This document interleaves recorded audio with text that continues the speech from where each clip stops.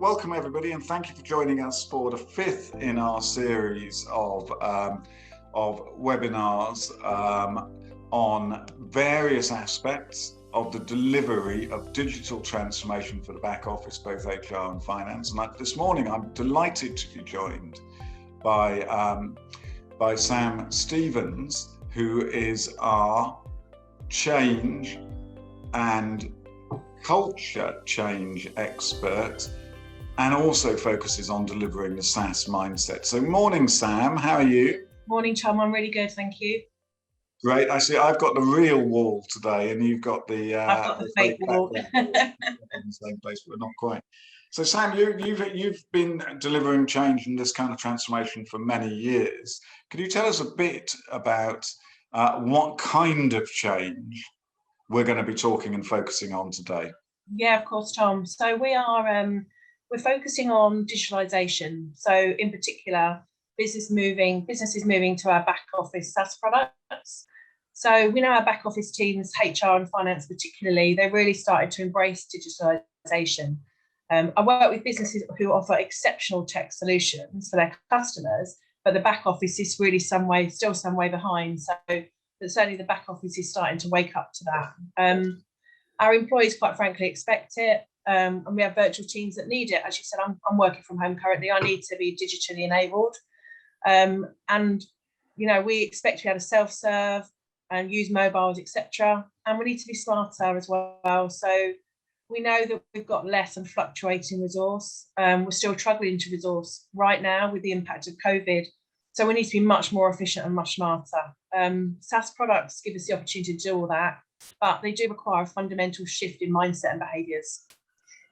This digital transformation is the single story of 2021, the latter half of it, and 2022.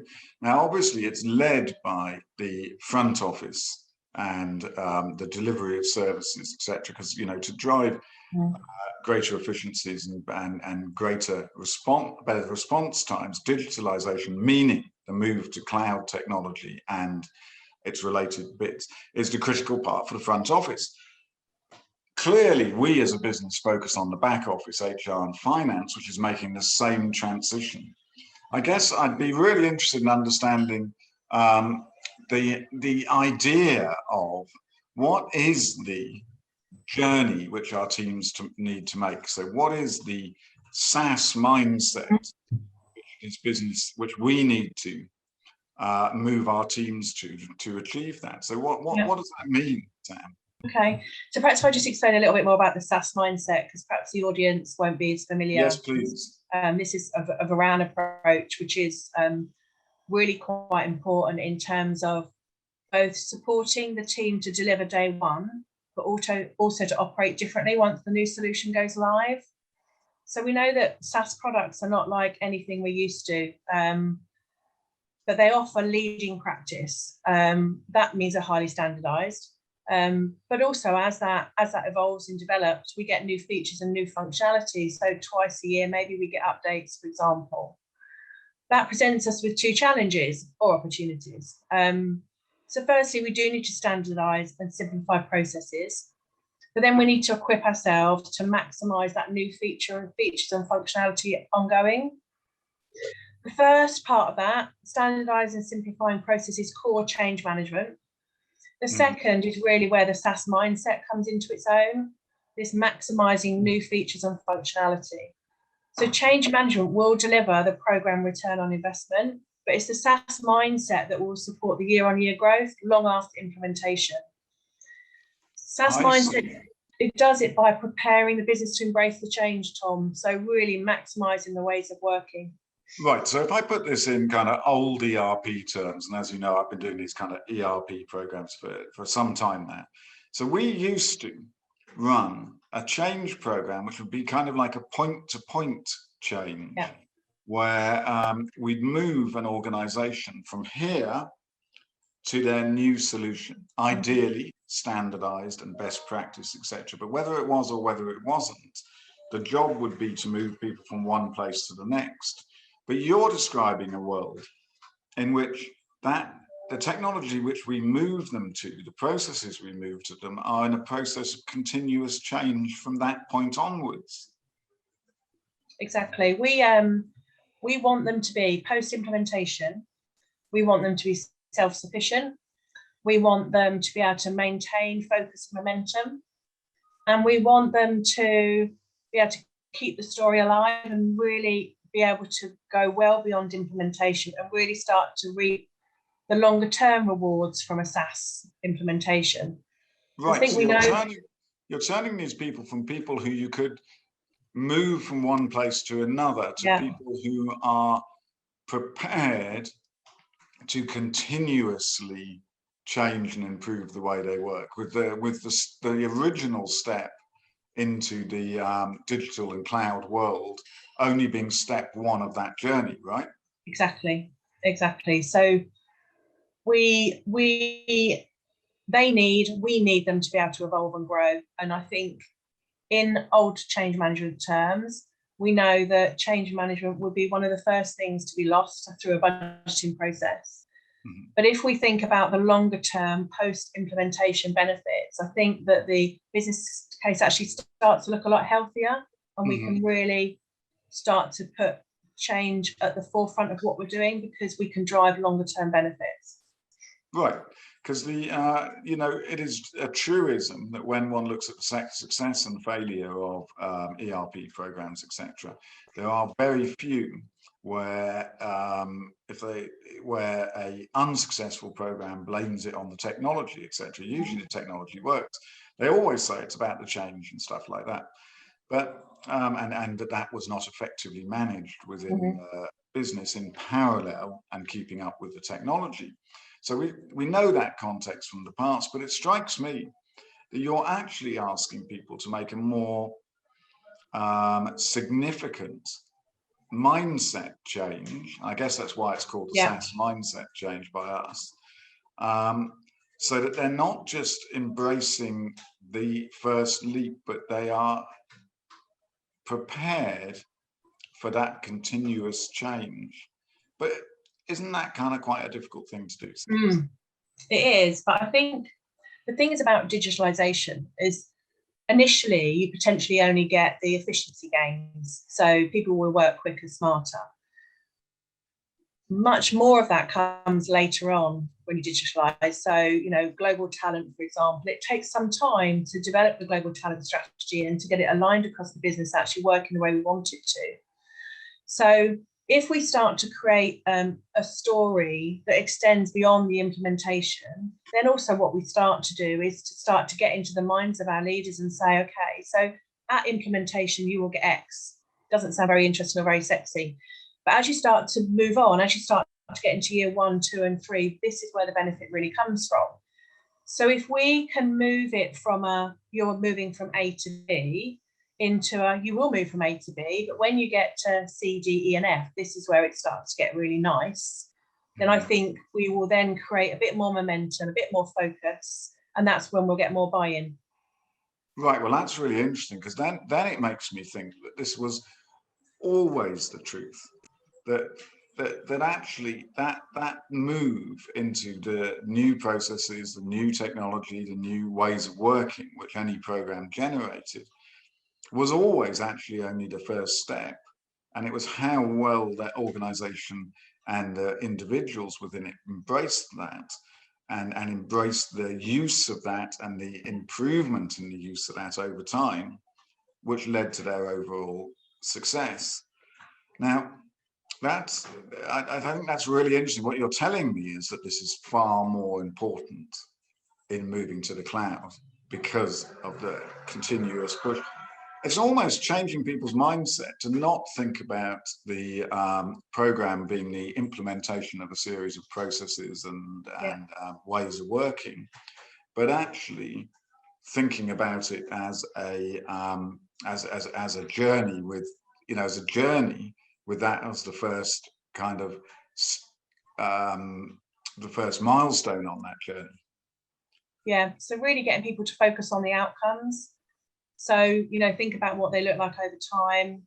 let's put a stake in the ground. This is what this is what we will achieve at various points, and then everything then is outcome driven. So all of the actions and activities are around that. So that really keeps that long-term vision.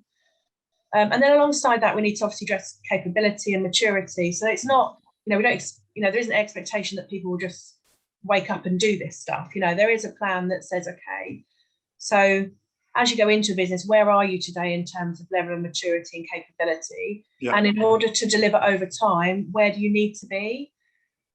And as well as guiding and supporting businesses, helping them be, as I said, much more self-sufficient, much more driven in terms of wanting to get hold of this stuff and really make it work. I was thinking a bit about your comment at the beginning, which is that this journey's already started and is advanced in the front office side. Yeah. And then I think about our colleagues in the front office, and it has in the past been a very different mindset.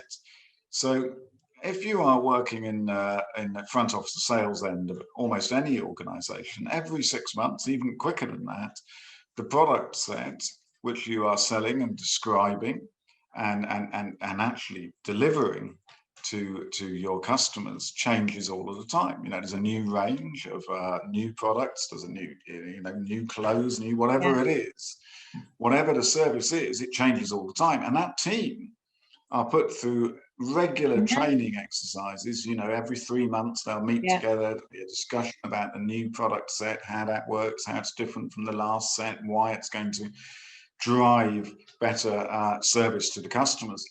But I don't see that in the back office. We've got this culture of this is what we do and it stays the same, and this is our supporting tools. We're not used to a world in which we're constantly trained and evolved, and yet many of our colleagues are. So it's kind of a cross-fertilization. You want to bring some of that to the back office, right? Absolutely. I think we can learn a lot from the front office and the attitude. I mean, there's a lot of target driven, and there's a lot of I guess there can be some carrot and stick, but there's still a lot to learn. They still have embraced that kind of fluidity and that evolution and lots of other things. And I would certainly advocate talking to some people in the front, particularly where you've got a business that is particularly mature front of house. And that's where we're trying to aspire to. I would particularly advocate talking to them about, what does it feel like? What do you do? What's your world like? And create, and that's quite exciting. Front office is quite exciting. Back office historically never has been. So it's creating that level of excitement and anticipation at the back that you have at the front. Well, that's very interesting, isn't it? Because then in any organization, we could be looking to the specific front office in that organization to bring some of the DNA, some of the culture to develop a similar SaaS mindset in the back office. Now, that obviously is going to generate some resistance because it's a very different way of working for many of our colleagues in the back office. But I like the idea because these companies are doing it already. It's just not in in the HR, finance, and procurement area. Okay. I do like that. I also think that the amount of change we've seen in the back office naturally because of the challenges of the last 18 months means that many of our back office colleagues have got ready and have had to make changes which are beyond what they thought they were going to do. And we should be trying to take advantage of that. At this specific point in time.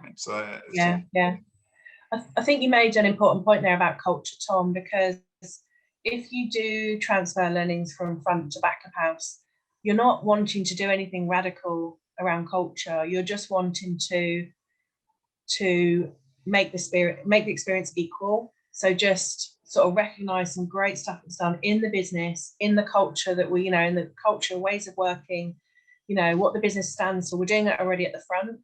So by moving, by sharing that with the back office, it's actually less scary because we're not talking about fundamentally changing the culture of the business, which is often, which is one of the things about ways of working.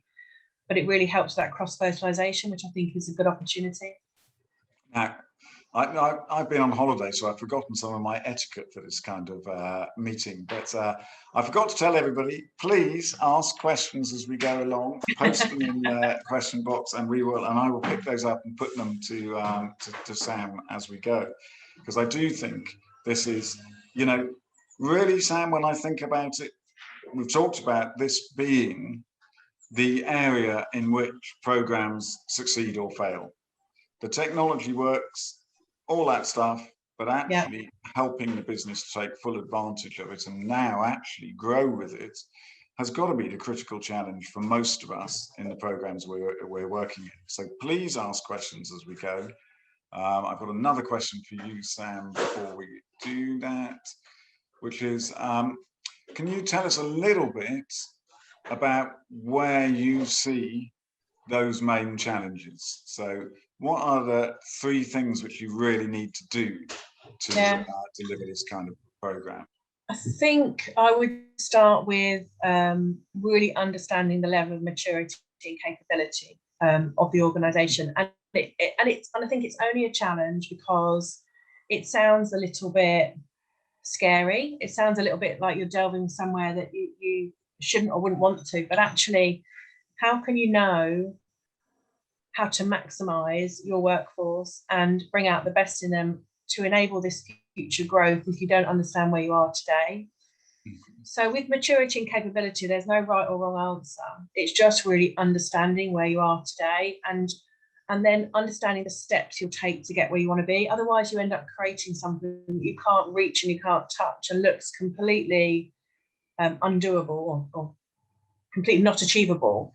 So I think the first thing I would do is understand the current level of maturity and capability. And this isn't presumably some massive exercise of mapping everything out and stuff like that. This is more about self-reflection, knowledge which HR and finance leaders already have of where their team sits and how they behave. Yeah, they'll certainly be able to identify, how self-sufficient am I? How do we work cross-functionally? How do we embrace innovation? Just talking to people. It's not a big exercise, but you can generally benchmark yourself against a competitor or other parts of the business, as we talked about, and quite quickly you'll come up with I'm kind of about here. We do this little and often, or we do it lots, and we're very innovative. I think we can get to that quite quickly. And presumably in that kind of assessment, Sam, you bring knowledge of what best practice looks like, what good looks like. So then as a professional, I can judge against that. So you have all what are the characteristics of being up there in the top and then medium, etc. And then I'm able to assess, well, actually we do a bit of that, but we don't do much of that, etc. So then we can map rapidly where we are. And presumably also you're kind of looking at where we need to be, because we don't all need to be world class in this area, and presumably the level of readiness, the level of SaaS mindset is different for different roles. And that might be okay. That might be that can be perfectly acceptable. I think though, if you've mapped out your story, if you know that this is where we want to be over time, and this is how we're going to bring it to life, then we know therefore where we are on the maturity and capability scale, and then we know where we need to get to. And the gap there depends on the current level of maturity, current capability, and where you want to be. So it'll be as long as it needs to be and as short as it needs to be. But I think you need those things in the mix to be able to demonstrate where you want to go and how you're going to get there. But how do you kind of tackle the level of fear and concern which this must generate? Because most people, or many people who have those traditional support functions, they'll just tell me what to do and I'll do it. And don't tell me about being ready to change or developing my role. Just give me the work instructions and I'll do it. So how do you deal with that? Yeah, and equally, Tom, maybe that's okay. In a SaaS mindset, there'll be some roles potentially that might be that will just accept and deliver what is required, and that might be okay. But of course, you equally need a mix of people that are also going to embrace this and want to run with it and are ambitious. So I think you have a good mix is what I would say. And leaders and business representatives. So, you know, this is not just about top down, this is also bottom up as well. So I think a good mix. I think, you know, change does bring about, you know, people are apprehensive, people will be concerned, but, you know, that's part of the journey that we would take them on, Tom, in terms of helping them understand what that looks like and help leading them through that. So this is mapping the SaaS mindset to an organization. Now, when I think about the front office, there are those people who are developing the products, developing the rules, explaining, you know, writing the script, continuously improving that script, etc., for the sales and delivery of that service.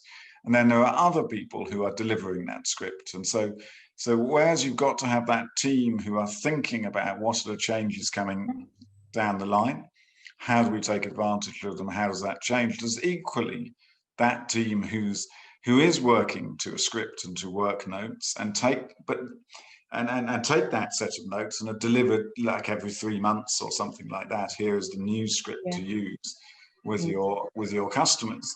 And I guess it's the same in the back office. I still think it's you know, the people generally that have got, it's the people that use the systems that will understand where they can get the most benefit from. But I think it's just about making sure that we don't discount people that are happy to come in and get the job done and do a fantastic job. So it's just about having that good mix. So how do you deal with teams who really are refusing to bring, well, I mean, I guess the first question to do change, I mean, I suppose the first question is, could you give us some thoughts on why teams refuse? This sounds easy, right? We're asking people to do things, frankly, quite subtly differently, and then to grow over time. Easy, right? But why do teams refuse to embrace that change? And then what are your top tips to kind of tackle that?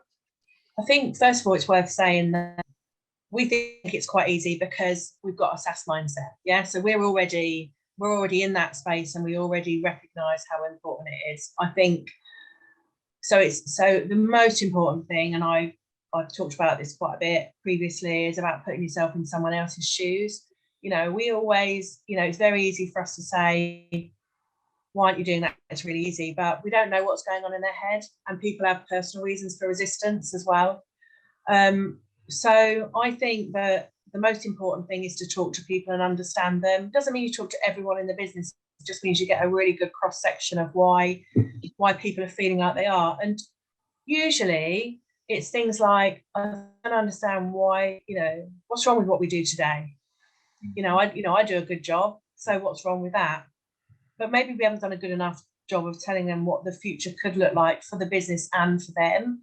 You know, if we do continue down a SaaS mindset, a growth trajectory. So it's a bit about sort of really unpicking that. They sometimes don't know what's going to happen. You know, if you take some of the various models for ad cards, a good example, it takes individuals through the sort of 5 elements of personal transition. So awareness, knowledge, reinforcement. We have to touch all of those points with people in order to help them through their own personal transition. So there's a lot about understanding the individual. If I step back from that a second, I think the points we've sort of talked about in terms of how do we help them with that is we know about their business. So we've done an assessment of their maturity and capability. We've talked to their people. We know where they are today. As I said, no right and no wrong. We won't push them too hard. We'll push them in a way with the right support to get where they need to be. So that really helps people, knowing that, you know, we actually know their business.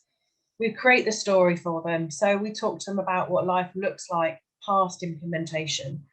So that gives them the momentum and to actually carry on the journey when we're gone. But also it's a good story. The stories are generally very compelling. People like them. You know, it's not just about, well, you're all going to use self-service. Why are we all going to use self-service, for example? And the last for me is around their leadership support. So, you know, we can't be everywhere. What we must make sure that we do is that we have leaders in the business that are engaged in that story, that we've taken them through their own personal journey of transition, but they are there to support their teams to do the same. Again, keeping it alive past implementation. So they would be my three. So get to know the business, create the story, and engage the leadership team. Yeah, I mean, Sam, have you ever come across a team which actually won't change? I've come across people who talk about their team and say they won't change, but does it exist, a team who will not? In my experience, not teams that won't change, but certainly individuals that won't change. And either they, quite often, I mean, they have choices. So some people choose to leave the business because it's not for them and the trajectory is not for them. SaaS mindset is not for them, so they choose to leave. Others can often end up sitting out on their own in a team thinking, okay, I better get on board with this now because otherwise I'm going to be here on my own. So that can often be something that happens as a result. Yeah. And equally, Tom, I've worked with leaders particularly who initially haven't been brought into change, into SaaS mindset at all. And sometimes quite a risky strategies, but you bring them on board really early as sponsors and they play a key part in the change. So, there are certainly different strategies, all depends on the business and what level of appetite that they've got to manage and support the individual, but also achieve their business benefits. You're absolutely right. I mean, it is a combination, isn't it? You said so. I think I've really learned something there, that it is the individuals. I was thinking about really big changes, and I like using examples from other industries, etc. And now, one of my favourites is, which was partially successful and very difficult to do, was the TfL, when they were getting the tube from behind the counters out then into the foyers and talking to people with clipboards and iPads, supporting them in there and using new machines, self-service machines. That was a huge transition and a huge change. And I seem to remember that you're exactly right. It was a combination of those who, with support, were ready to make the journey, and those who were going to really, really struggle with that, and then finding alternative possibilities for those people, etc. And it was, it's a tough thing you're saying, Sam. This is not, you have to be thinking about the overall objective, and not everyone necessarily is going to be coming on the journey. It sounds like, in those really tough places. I'm thinking your particular example, Tom, coming out from behind a screen in a cubicle, selling tickets, to actually coming out onto the, station platform, the foyer, talking to people. That's quite a different individual in some cases that would want to do the first versus the latter. Yes. But others are happy to embrace it, but just need the help. Okay, well, how do I start a conversation? What do you really expect from me? What about my hygiene factors? Those kind of things. So I think it's definitely, a lot in there about leadership and how our leaders are prepared and equipped to support. I don't think anyone's role in any business has not changed over the last 18 months. I think we've, now the compelling reason for that change has been clear to everybody. It's kind of like, well, I've worked in that office for the last 18 years, and now within 18 hours, I'm going to have to set up at home. I'm going to have to work out how I can deal without that filing cabinet being next to me and all that stuff. And so many of our colleagues and so many people who work in businesses have surprised themselves that they can do it. But it was the creation of that completely compelling reason and need to do this, which I think has generated a mindset amongst many people, which means that that the move to a SaaS mindset, and one way you can do it, is much, much easier than it's ever been before. So for the person who asked, how do you approach teams that refuse to change, I think there's more hope now than there was 18 months ago. No one would have brought that on for any reason, but I do think actually we can draw on lessons from that to help people see that they can make changes. Certainly. Now, I've got another question. Who do you think is responsible for the reinforcement of change once the project has closed? This is a great question, Sam. You're there. Yeah. You're an expert in change. You're supporting an organization through the length of a project or program to make that first leap. But then it's goodbye, Sam, and all that energy and support which you bring has gone. Yeah. So how do you hand that over and keep that leadership and direction afterwards? Yeah, and it's not just goodbye, Sam. It'll be goodbye, sponsor, probably, as in will not be as, it's not a project anymore. It is the way that Yes. This is the way life is. And I think in Artsy, it's not meant to be a cop out, but it is the leadership team. It is the ability of our leaders to support our teams to carry on doing what we've done. During this, it's worth saying that during this period of time where we've supported SaaS Mindset, whilst I know we touched on culture at the beginning, we have actually touched on culture quite a bit as we've enabled our teams to become more self-sufficient, better cross-functional ways of working.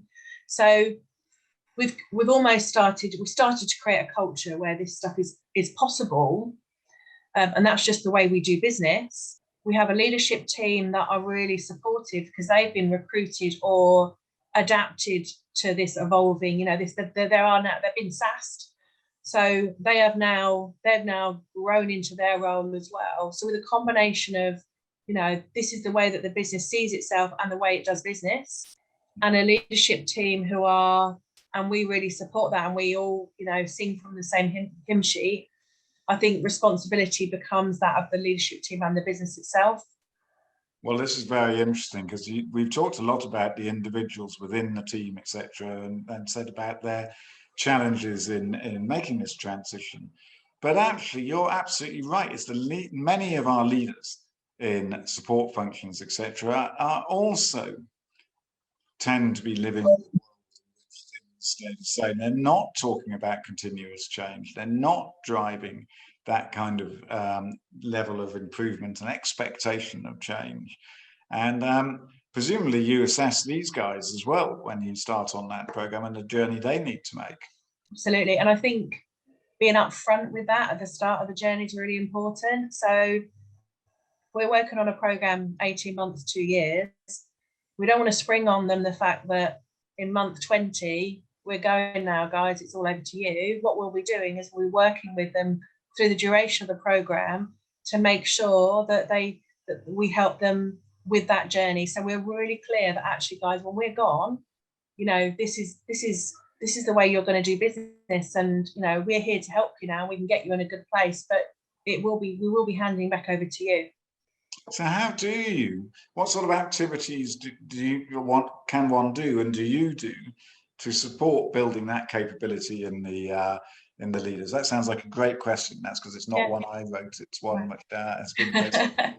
I would, we talk about change agents and change advocates, and I know it's a bit of a, been around for years. I still think massively important to have people in the business that we work with that are in the field, on the shop floor, the coalface, who we are helping, supporting,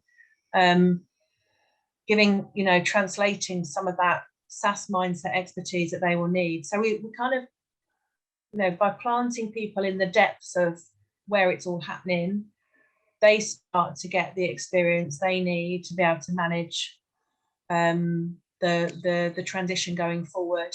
Right. And so then leaders they in this teams. So leaders in this circumstance are not simply the people who are leading the team and the managers, but also people within the teams who are demonstrating the right characteristics. They're also leaders, right? Yes, they are. And I mean, obviously, if I'm leading a team, then my opportunity to influence, engage, and is much higher.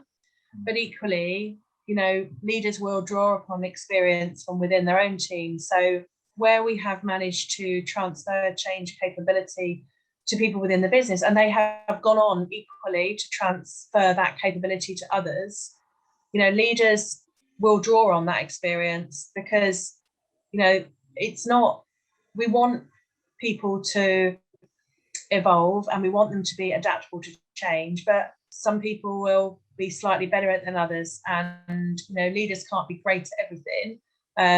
So they will equally need support. So I think what we need to do is work with the business to deliver change capability within the business itself.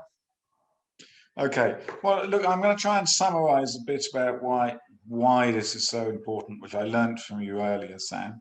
And then I'm going to come back to you and ask you for your 3 top tips for what we should be doing. But see, what I've heard and learned today is that the journey of moving from point to point, moving from what we're doing now to where we're doing next, is no longer enough. That is the start of a journey.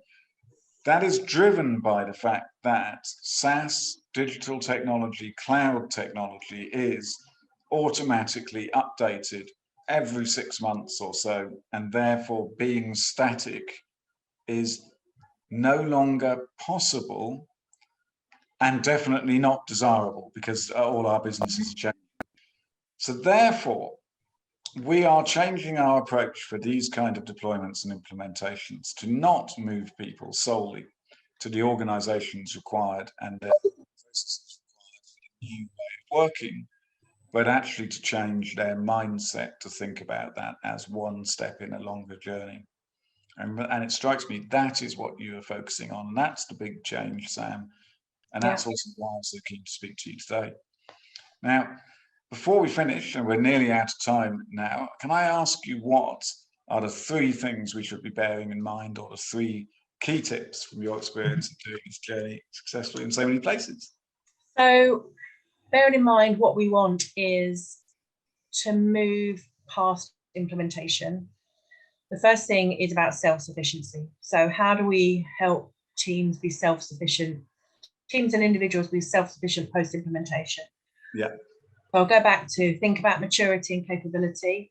Where are we today? Where do we need to be? And how do we help with that self-sufficiency? How do we help individuals and teams grow into that space? This isn't just the usual knowledge transfer, training and all that stuff. It's beyond that. They've actually got to genuinely be self-sufficient, as if they were when the project team finishes, etc.